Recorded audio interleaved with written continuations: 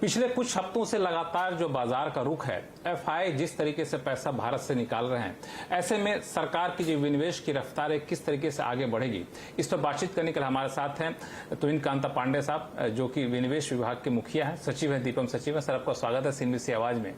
और जैसा कि मैंने कहा कि मैं देख रहा था कि सितंबर के महीने में 18,000 करोड़ रुपए, इससे पूरे 2022 में अच्छी खासी रकम एफआई ने निकाला। लग रहा था कि बाजार में लोगों की दिलचस्पी है नहीं, इसके बावजूद आपने आईडीबीआई के लिए एक्सप्रेशन ऑफ इंटरेस्ट निकाला। क्या सोच है इसके पीछे? देखिए, मार्केट में एफआईआईज का पहले काफ़ी जैसे कहते हैं निकले, लेकिन हमने तो एलआईसी का आईपीओ भी उस समय किया था। तो उसके बाद तो एफआईआईज ने दोबारा आना भी शुरू किया मार्केट में। वैश्विक परिस्थिति कुछ इस तरह से है कि अनसर्टेनिटीज़ लगी रहती हैं, लेकिन भारत की अर्थव्यवस्था के बारे में भी एक मत है कि एटलीस्ट यदि हम वैश्विक परिस्थिति में देखी जाएं तो भारतीय अर्थव्यवस्था एक ऐसी अर्थव्यवस्था है जो अभी भी मजबूत स्थिति में है, ग्रोथ दिखा रही है। इसमें अड़चनें तो आ रही हैं क्योंकि इन्फ्लेशन है और सेंट्रल बैंक्स के जो एक्शंस हैं, लेकिन फिर भी हमारे जो ग्रोथ है वो एक पॉजिटिव है और सशक्त ग्रोथ है। इन सब कारणों से हम लोग जो ये आशा करते हैं कि जब भी हमारे पास ऐसी परिस्थिति पैदा हो, वो उन अपॉर्चुनिटीज़ को, उन संभावनाओं को हम ज़रूर देखें। उसी संदर्भ में आईडीबीआई बैंक के इशू पे हम काफ़ी देर से काम कर रहे थे और हमें आशा है कि इसमें जो निवेशक हैं वो आएंगे और ये स्ट्रेटेजिक रणनीतिक विनिवेश है, स्ट्रेटेजिक डिसइन्वेस्टमेंट है। और इसमें जो एक प्रक्रिया होती है वो एक मैनेजमेंट कंट्रोल की प्रक्रिया हस्तांतरण की है, और उसमें जिस हिसाब से हमने पीछे कुछ काम किया है, रोड शोज़ किए हैं, उस माध्यम से एक ट्रांजैक्शन स्ट्रक्चर जो हमने तैयार किया है, हमें आशा कि इसमें हमें सफलता। ये जो रोड शो की बात है, तो जो रोड शो हम लोगों ने किया है, तो उसमें किस तरह का रिस्पांस मिला? कितने उत्साहजनक रिस्पांस कहा जाए? उसमें उत्साहजनक रिस्पांस मिला है और उससे हमें ये भी जानने का मौका मिला है कि किस तरह से वैश्विक परिस्थिति है, किस तरह के इन्वेस्टर्स जो हैं उनकी संभावनाएं हैं, और किस तरह का जो स्ट्रक्चर हम करने जा रहे हैं, क्योंकि ये एक बहुत ही यूनिक तरह का स्ट्रक्चर है। आपको मालूम होगा कि इस तरह का कंपेटिटिव बिड बेसिस पे बैंक में ऐसी प्रक्रिया कभी पहले नहीं हुई है। ये अपने आप में अनूठा प्रयोग है, अपने में एक अनूठा प्रयोग है। तो ये रोड शोज़ के बाद और उन डिस्कशंस के बाद और उसके बाद रिजर्व बैंक ऑफ इंडिया से काफ़ी गहन में इसका अध्ययन करने के बाद ही ये ट्रांजैक्शन। चूंकि इसमें आपने क्राइटेरिया जो रखा है उसमें ये भी है कि विदेशी बैंक भी इसमें हिस्सा ले सकते हैं, फंड मैनेजर भी ले सकते हैं, फंड भी ले सकते हैं हिस्सा। तो लगता है कि आपको रोड शो के दौरान कुछ इंडिकेशन मिले, विदेशी बैंक में दिलचस्पी दिखा रहे थे, इसमें कहना सही होगा? मैं उस तरह कुछ एक बैंक है जो भारत में भी अपना एक्सपोजर रखते हैं। मैं उस तरह से तो इसको अलग अलग टुकड़ों में नहीं कहूँगा। हमने सभी प्रकार की संभावनाओं को इसको स्थान दिया है। हाँ, तो इसमें एक चीज और है, चूंकि जब से आईडीबीआई बैंक को सरकार ने अपने हाथों में लिया था, उसके बाद से समय समय पे उसमें पैसा डाला गया। उसके बाद लोगों का ये कहना है कि पैसा डालने के बाद अभी जो शेयर वैल्यू है वो आईडीबीआई बैंक में पैसा डालने के बाद जो वैल्यू होना चाहिए उसमें उसके बराबर नहीं एक गैप है। तो ये तो प्योर कॉम्पिटिटिव बिडिंग होगी। तो जो गैप है उसको भरपाई करने के लिए कि नुकसान ज़्यादा ना हो, इसके लिए क्या कोशिश करेंगे? देखिए, जो बिजनेस होता है वो तुरंत बदलता रहता है, तो किसी आप एक स्थाणु व्यवस्था में नहीं जा सकते कि आप इस तरह से। तो आईडीबीआई 1964 में आईडीबीआई बैंक ही नहीं था, वो industrial development bank of India एक डीएफआई था, वो आरबीआई के अंदर था। उसके बाद वो सरकार ने, भारत सरकार ने उसको लिया एज डीएफआई। उसके बाद 2003 में उसका जब रिपील एक्ट आया तो उसको एक यूनिवर्सल बैंक बनाया गया। 2008 में उसका नाम चेंज किया गया। फिर उसमें सरकार की जो थी वो एक्विटी इन्फ्यूजन करना पड़ा, काफ़ी हद तक वो फिर LIC को दिया गया। इस बीच में उसका उस सब का हिसाब किताब रखना मुश्किल है। तो वो तो एक मतलब जो उसके आप जानते हैं कि IDBI बैंक एक बहुत ही कठिन परिस्थिति से गुजरा है और उस कठिन परिस्थिति से गुजरते हुए उसकी रिकैपिटलाइजेशन हुई। इनफैक्ट उसका जो मार्केट में जो इक्विटी था पब्लिक के पास वो कम होना पड़ा क्योंकि उसमें उसको कैपिटल डालनी पड़ी उसमें। तो बैंक की एक ऐसी स्थिति है जिसमें कि जब वो किसी भी स्थिति में उसका RBI के नियमों के अनुसार पालन करते हुए उसको एक निरंतर अपना CRAR बनाए रखना और उसको जब उन्होंने किया तो प्रॉम्प्ट करेक्टिव एक्शन जिसमें कि उसकी लैंडिंग बंद कर दी गई थी उससे वो बाहर निकला। तो अब हमें ये देखना है कि इसकी ग्रोथ आगे की संभावनाएं कैसे हो और भारतीय अर्थव्यवस्था जो कि आगे बढ़ने वाली है उसमें इससे और हम आशा करते हैं कि भारतीय अर्थव्यवस्था 2000 इस दशक में विश्व की एक सबसे तेज द्रुत गति से अग्रसर होने वाली अर्थव्यवस्था होगी। तो उसकी बैंकिंग नीड्स के लिए सभी बैंकों को, खाली IDBI बैंक नहीं, सभी बैंक्स को आगे बढ़ चढ़ के काम करना है, क्रेडिट नीड्स को देखते हुए उनको पूरा करना है और उसमें निरंतर कैपिटल की व्यवस्था की आवश्यकता होगी। इसमें एक सवाल मेरा ये है कि आपने एक एक्सप्रेशन ऑफ इंटरेस्ट में ये भी लिखा है कि अगर सरकार को प्रोमोटर के दर्जा से पब्लिक शेयर होल्डर का दर्जा नहीं दिया जाता है तो जो मिनिमम पब्लिक शेयर होल्डिंग की शर्त है उस शर्त के मुताबिक हिस्सेदारी घटाने की जिम्मेदारी बिड जीतने वाले की होगी। तो ये थोड़ा सा जटिल नहीं लग रहा है कि मान लिया जाए तब तो पब्लिक को पता होगा अगर मान इनको पब्लिक शेयर होल्डर नहीं बनाते हैं तो जो बिड जीता उसको शेयर बेचना ही पड़ेगा एक सर्टेन टाइम फ्रेम में, तो शेयर वैल्यू पे असर पड़ेगा। नहीं, वो जो फाइनल पॉइंट की जो आप बात कर रहे हैं कि कितने समय में मिनिमम पब्लिक शेयरिंग होना है उसके बारे में चर्चा जारी है और उसका एक निर्णय हो जाएगा। तो पॉजिटिव निर्णय होगा, सरकार पब्लिक शेयर होल्डर रहेगी, प्रमोटर नहीं रहेगी। नहीं, पब्लिक शेयर होल्डर के अलावा और MPS का जो टाइम है, मिनिमम पब्लिक शेयर होल्डर का टाइम है, उसका भी जो समय है वो निर्धारित हो जाएगा। बढ़ाएंगे उसको? नहीं, उसको अभी मैं कह रहे हैं कि क्या होगा उसमें वो अभी अंडर डिस्कशन है, तो उसको भी तय किया जाएगा। और पोटेंशियल बिडर तो आपसे जानना चाहेंगे इसको? नहीं, पोटेंशियल बिडर्स के लिए तो पोटेंशियली ये जानना इस समय ज़रूरी है कि ब्रॉडली क्या होगा। ब्रॉडली आपको जैसे 40% ऑफ इक्विटी आपको रखनी पड़ेगी और फिर उसके बाद आपको 15 साल में ग्लाइड पाथ में आपको 26% लाना होगा। MPS का नॉर्म है, ओपन ऑफर करना होगा।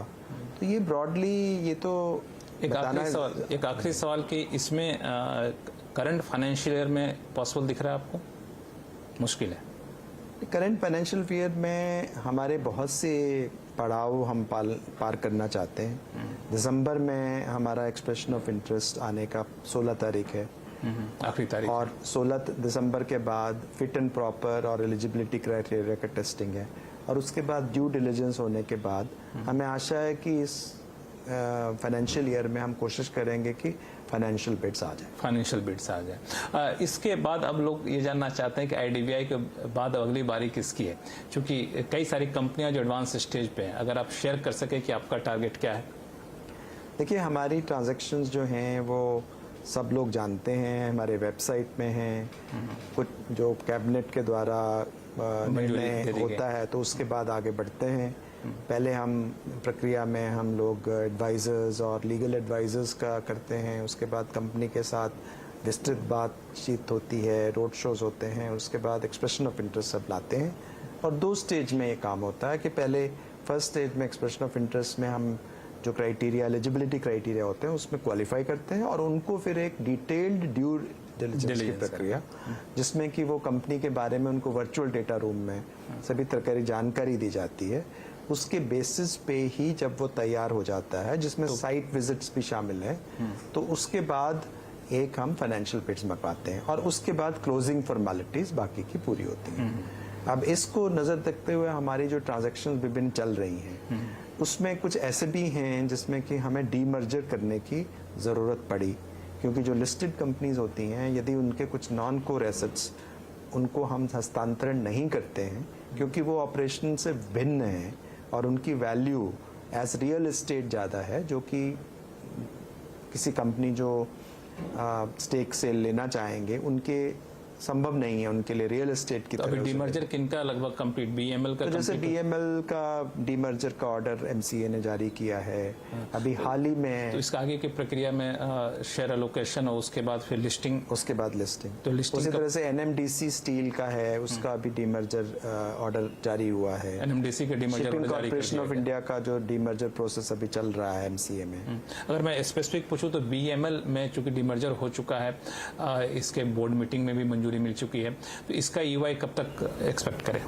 नहीं, ये इसका तो ईओआई कब से आ चुका है, इसको हम लोग होल्ड और पे डाल इसमें बहुत से जो बिडर्स भी हैं वो बिडर्स ड्यू डिलिजेंस कर रहे हैं, और उनमें से एक ये रिक्वायरमेंट भी थी कि डीमर्जर करना है। इसके जो एसेट्स को उसको सेपरेट किया जाए, और चूंकि इसमें लैंड है, बेंगलोर में लैंड थी, मैसूर की जमीन थी, उन जमीन में जो कि एक काफ़ी महत्वपूर्ण और महंगी ज़मीन है, उस ज़मीन को अलग से करके ताकि उसमें सभी शेयर होल्डर्स का रहे और वो सरकारी कंपनी रहे, जैसे सरकार की उसमें ज़्यादा हिस्सेदारी है, और वो इसकी स्ट्रेटेजिक डिसइन्वेस्टमेंट की प्रक्रिया में शामिल ना हो। तो वो प्रक्रिया पूरी हो गई। वो प्रक्रिया अब जैसे लिस्टिंग में ही वो प्रक्रिया पूरी होगी। जब वो लिस्टिंग हो जाएगी, ठीक है, तो फिर वो एक स्वतंत्र कंपनी के रूप में जन्म लेगी। उसका फाइनेंशियल बिड मंगाएंगे हम लोग। Financial bid current financial year में पॉसिबल है?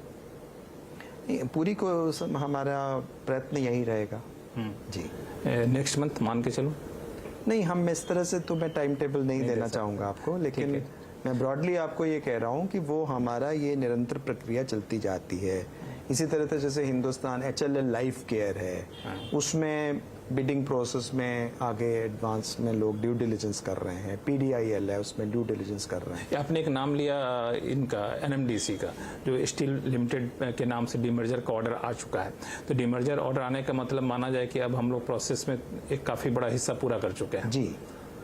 और इसके बाद एक है शिपिंग कॉर्पोरेशन ऑफ इंडिया, इसका डीमर्जर अभी तक हुआ नहीं। कब तक एक्सपेक्ट करें डीमर्जर, कुछ हिंट दे पाएं?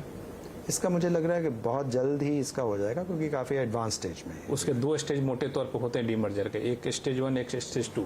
तो स्टेज 1 पार कर चुके हैं हम लोग जी।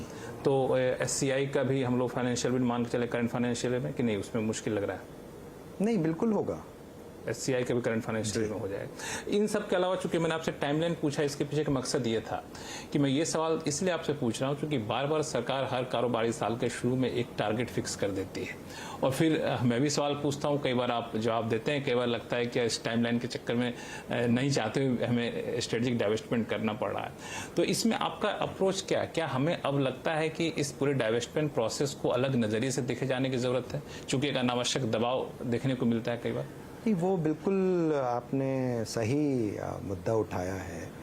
जो डिसइन्वेस्टमेंट का मतलब खाली रिसोर्स रेस करने से नहीं है। डिसइन्वेस्टमेंट का मतलब है वो एक जो हमारी ब्रॉडर पॉलिसी है, न्यू PSC पॉलिसी, उसके अंतर्गत उसे देखना चाहिए। अब जो विनिवेश है उसको ये कहते हैं, जैसे बहुत सी भ्रांतियां हैं कि ये विनिवेश से क्या होगा, इसमें जॉब लॉस हो जाएगा, इसमें चटनी हो जाएगी, विरोध होना शुरू हो जाता है, इसमें सरकार जो है अपनी रिस्पॉन्सिबिलिटी से भाग रही है। ये सब मिथ्या है।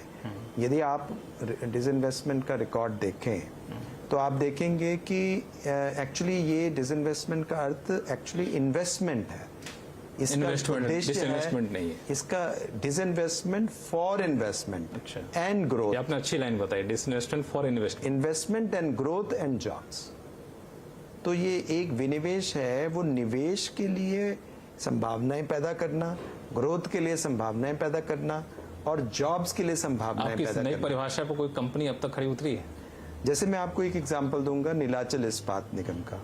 अब कहने को तो उसमें नीलाचल इस्पात निगम एक सब्सिडरी थी, एक जॉइंट वेंचर था, जिसमें 4 सरकारी कंपनियां, भारत सरकार की कंपनी और 2 उड़ीसा सरकार की कंपनियां थी, और ये 2 साल से बंद पड़ा हुआ था प्लांट। और आप देखेंगे कि किस किस कठिनाइयों से उनके जो श्रमिक हैं वो गुजरे हैं। 2 साल से उनको बहुत ही कठिनाइयों का सामना, प्लांट बंद हो गया, अपॉर्चुनिटीज़ नहीं थी, पैसा नहीं था, आप समझ सकते हैं कि कितनी दिक्कत अब क्या का बदला? पैसा अब 4 जुलाई को हमने उसको हस्तांतरण किया, 12,100 करोड़ मिला और उस एंटरप्राइज वैल्यू के आधार पे सबसे पहले तो लगभग 350 करोड़ की जो बकाया राशि वर्कर्स की थी वो सबसे ऊपर थी, शीर्ष स्थान पे वाटरफॉल में उनको दी गई। उसके बाद ऑपरेशनल क्रेडिटर्स आए, सारे जितने प्रमोटर्स थे जिन्होंने विभिन्न समय में पैसा लगाया था, चाहे वो ओएमसी हो, चाहे वो एमएमटीसी हो, उनको दिया गया। उनकी हो, जो बाहर के ऑपरेशनल क्रेडिटर्स थे, एडवर्टाइजमेंट करके उन सबको जगह जगह से खोजा गया कि किसका बकाया है, उन सबको बकाया दिया गया। बैंकों का चुगतान हुआ, में इन एनसीडीज जो थे उनका चुगतान हुआ, जो नॉन कन्वर्टेबल डिबेंचर्स थे। तो इन सब के भुगतान के बाद आपका फिर भी जो उसमें जो ओरिजिनल प्रमोटर्स थे 6 कंपनियां, उन सबको पैसा मिला और एमएमटीसी की थी जो कॉर्पोरेट गारंटी वो रिलीज हुई और फिर प्रोडक्शन भी शुरू हुआ और 3 महीने के अंदर ब्लास्ट फर्नेस शुरू हो गई और अभी 4-5 मिलियन टन का प्लान ऑलरेडी शुरू हो चुका है। इसीलिए आप कह रहे हैं कि डाइवेस्टमेंट फॉर इन्वेस्टमेंट और है। वहां पे अभी आप देखें जो बिल्कुल 1-2 साल से बिल्कुल वीरान जहां जंगल हो गया था, वहाँ इंडस्ट्री फल फूल वहां पूरी एक्टिविटी चल रही है। 4,000 से लोग ज्यादा वहां काम कर रहे हैं। जो मिसाल के तौर पर सरकार अगर डाइवेस्टमेंट से अलग हटकर देखे तो एसेट मोनेटाइजेशन की एक प्रक्रिया शुरू की थी, उसमें काफी हद तक काम भी हुआ। पिछले साल टारगेट से ज्यादा बेहतर हम लोग कर पाए। इस बार टारगेट के कितने करीब पहुंचते हुए हम दिख रहे हैं?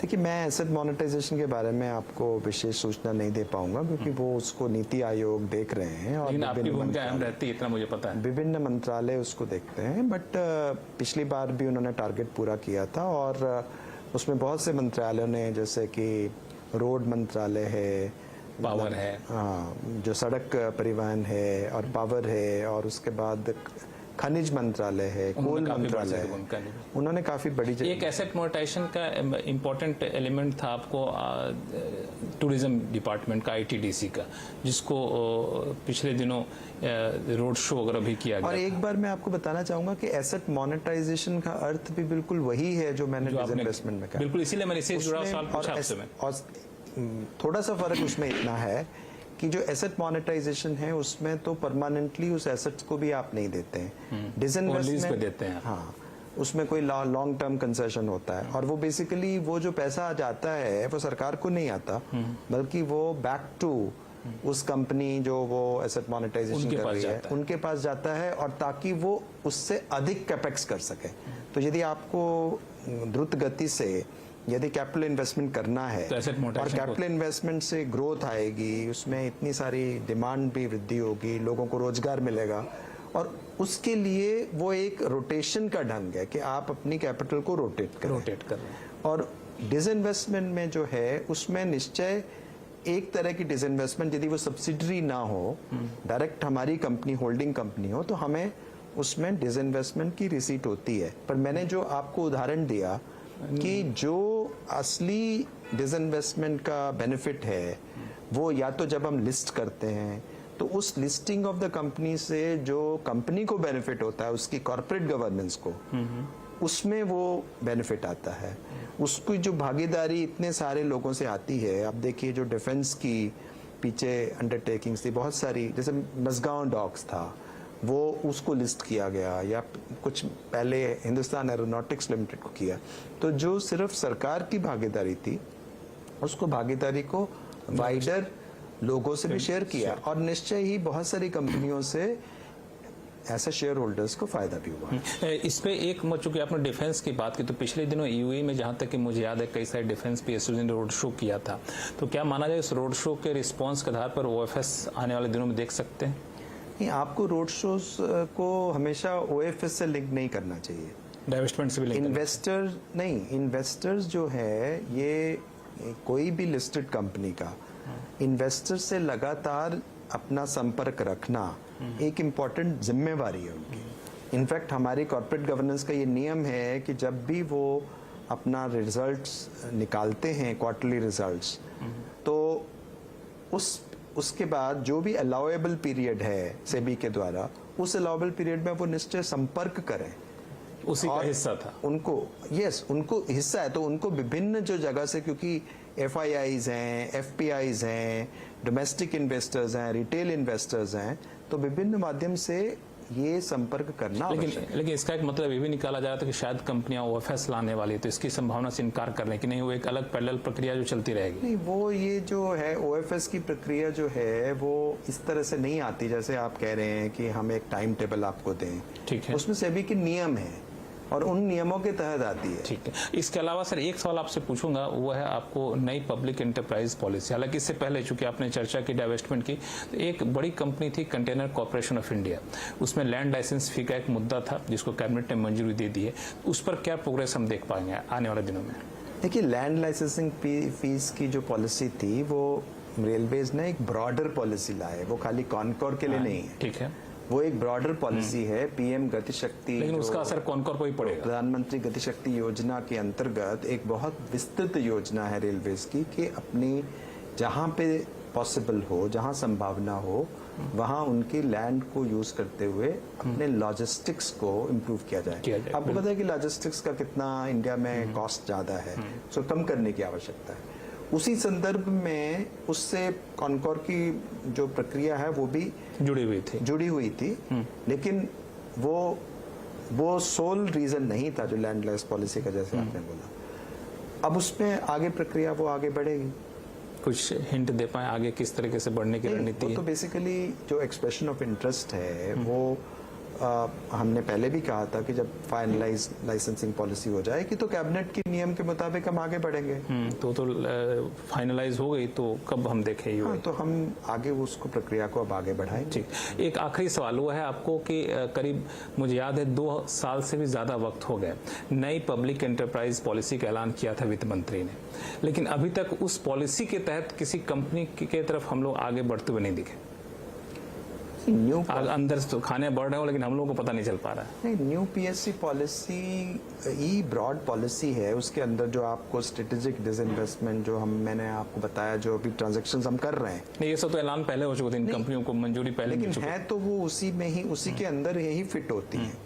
नहीं, उस पॉलिसी के ऐलान के बाद कोई नई कंपनी आती हुई नहीं दिखी जिसको विनिवेश करते हुए स्ट्रेटेजिक पॉलिसी के तहत नहीं, वो उस पॉलिसी में भी हमने लिखा था कि हम कैलिब्रेटेड माध्यम से इसको आगे बढ़ाएंगे। और चूंकि हमारे अभी बहुत सारी ट्रांजैक्शंस जो हैं वो चल रही हैं, ऑनगोइंग है, उनकी प्रगति भी उसमें इम्पोर्टेंट है। आप उतना ही पिटारा खोल सकते हैं जितना आप हैंडल कर सकें। बिल्कुल।